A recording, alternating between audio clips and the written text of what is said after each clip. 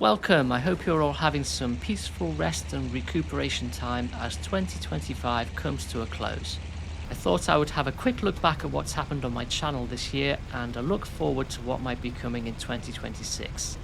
What you're seeing in the background, by the way, is me flying an A20 on the Tactical Air War multiplayer server. I'm doing a quick airfield resupply mission, and I would like to spend more time doing multiplayer stuff in 2026 if I can.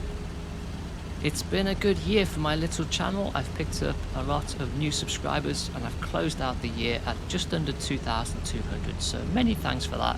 Also, a huge thanks to everyone who has engaged with my content over the past year, whether it's comments about the mission itself, some historical points of interest, or feedback on what I can do better next time. Always appreciated, many thanks. Most of my time this year has been spent working through the Normandy career mode, flying both sides and various aircraft. I've really enjoyed it and it's probably one of the best DLCs in the game. Caveat, I have not tried the Odessa and Leningrad DLC that has been released this year in early access. Out of the 41 Normandy missions I flew, the top 7 by viewer count are as follows.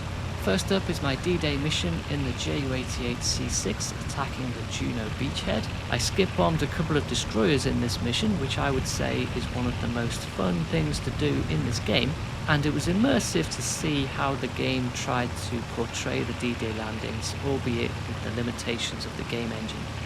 Next up is my free hunt in the 109 G6 late. I did a few different free hunt missions. I wouldn't necessarily say this was my best one, but the advantage of the Luftwaffe aircraft, of course, is that you can equip the 30mm guns, and it's a lot of fun to blow stuff up with them. Following that is my strike on the radar site at Le Havre in the Typhoon. One of the more iconic aircraft in the Normandy DLC, the Typhoon packs a punch. The rockets are not easy to get on target, so it's really satisfying when it happens. Next is another mission in the Ju-88, this time in the A4 variant and at night. I really like the night missions in this game. You get an extra layer of immersion, especially when the searchlights focus on your aircraft. You really do feel under pressure. I skip bombed a few more ships in this mission, which is more difficult and more scary to do in the dark compared to the daylight.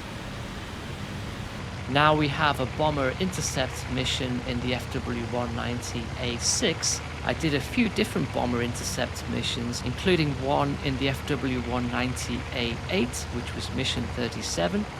You can fit two 30mm guns on the A8, and that makes short work of the AI bombers.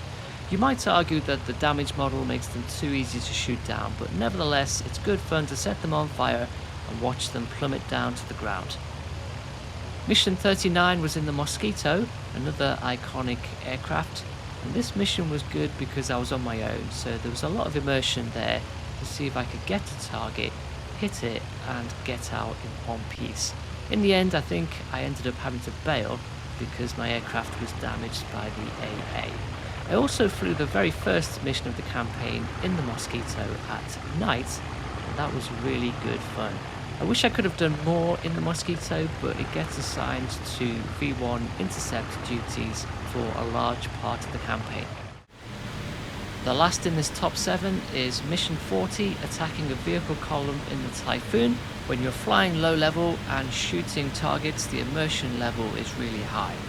It's just a shame that the AI doesn't seem to perform very well during these missions. I can take out 10 vehicles, but the rest of the AI squadron combined might only take out 5 or 6. A bit better AI performance all round, I think, would add hugely to the longevity of this game.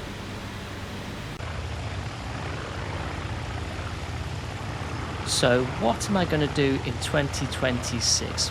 To begin with, I'm going to work through the Battle of Bodenplatte DLC, again playing the career mode, both sides and various aircraft. This covers the period September 1944 till early 1945 and details the Allies' liberation of parts of the Netherlands and then the push into Western Germany. And then there's this game coming out in February 2026, Aces of Thunder. I don't know where this game sits on the spectrum between arcade and simulation, but it looks awesome. I don't have a VR headset, but it's kind of making me want to go and get one. Thankfully, I think they are making it playable on a 2D screen as well. I believe there will be single-player missions and possibly campaigns, as well as the multiplayer. So I might check it out. And then, of course, we have IL-2 Korea dropping in Q2. Much anticipated, and credit to the devs, they've done a lot of work engaging with the community via blogs and vlogs and explaining how they've been developing this game. It's going to be based on an updated graphics and game engine relative to Great Battles, which is much needed.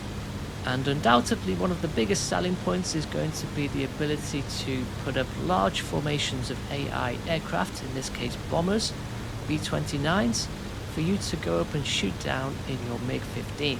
It's a shame we won't get the opportunity to fly a heavy bomber. The devs have said it costs too much time, effort and money, but they have hinted that they might include it in their next game, which will be the Pacific Theater. Don't know when that game might be planned for, but probably not anytime soon. So there's still a gap in the market, to my mind, for a really good heavy bomber simulation game. I believe they are going to shake up the single player career mode experience and make it more focused and nuanced, as well as having a logistical element where you have to manage your squadron's resources. But I think the biggest question mark that is still unanswered is how is the AI going to perform? I think we would all agree that the AI in Great Battles has some shortcomings. So we wait with great anticipation to see how it will perform in Korea. There's been a lot said about the pricing of the game, whether it's too expensive. I think that's partly because we're used to picking up the Great Battles modules at deep discounts, but also because Korea is going to release as early access, so there may be some missing features, and there may be a Santa-sized sack full of bugs. We just don't know. Unfortunately, that seems to be the way the gaming industry has gone of late. Let's hope we don't end up in a DCS situation where we have to pay for individual assets in the game. Let me know what your thoughts are on anything I've covered in this video, and I wish you a peaceful and content 2026.